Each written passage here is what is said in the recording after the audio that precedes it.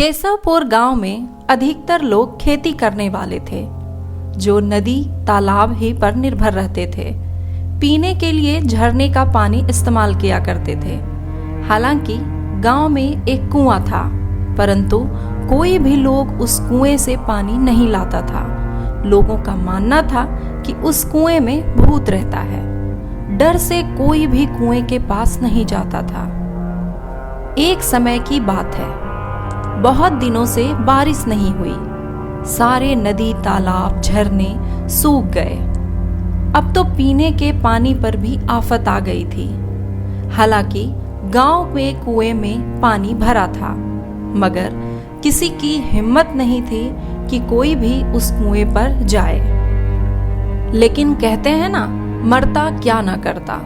लोगों ने हिम्मत जुटाई और कुएं से पानी लाने का निर्णय किया।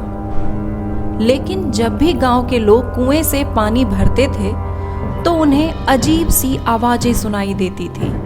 डर से कोई कुएं में झांकता तक नहीं। डर इतना बढ़ गया था कि केवल पुरुष ही पानी लाने जाया करते। गांव की महिलाएं तो डर के मारे कुएं के आसपास भी नहीं भटकती थी। धीरे धीरे पूरे गांव में बात फैल गई कि कुआं सचमुच भूतिया है। अब रात के समय कोई भी कुएं के पास नहीं जाता था। इसी बीच गांव का एक बच्चा कहीं खो गया।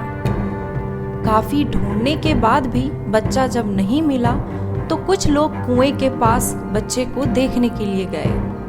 वहां पहुंचने पर लोगों ने बच्चे को कुएं के अंदर मरा हुआ पाया।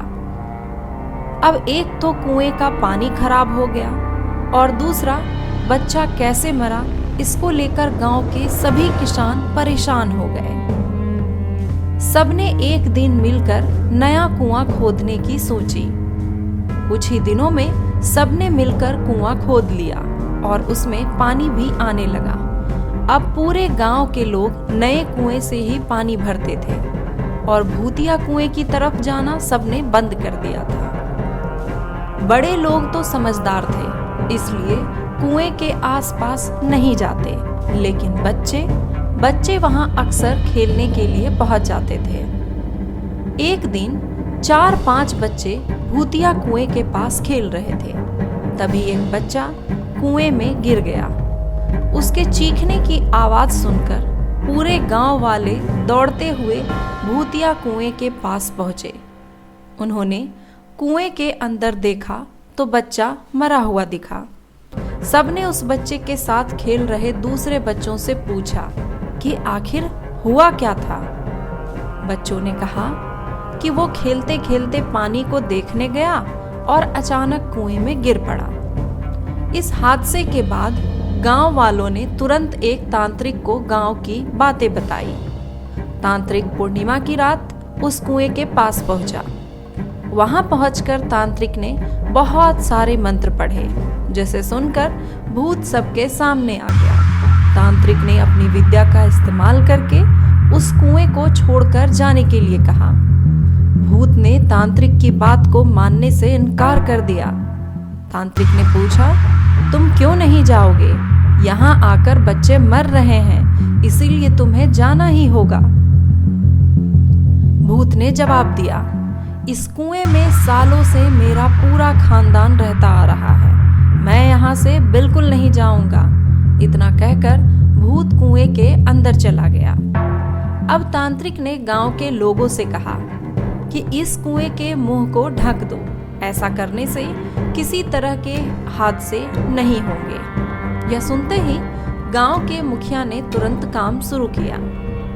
दूसरे दिन कुएं के मुंह पर जाली डालकर पूरी तरह से रेत और सीमेंट से पक्का ढक्कन बना दिया गया और उसे ढक दिया गया। अब सारे गांव वाले खुशी खुशी रहने लगे।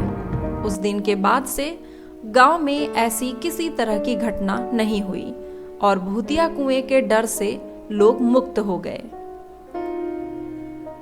उम्मीद है आपको ये कहानी काफी पसंद आई होगी। हालांकि हम किसी भी तरह के अंधविश्वास को बढ़ावा नहीं देते। यह एकमात्र कहानी है जिसे मनोरंजन के उद्देश्य से बनाया गया है। लेकिन इस कहानी से हमें सीख क्या मिलती है? इस कहानी से सीख मिलती है कि किसी भी परेशानी में हार नहीं माननी चाहिए।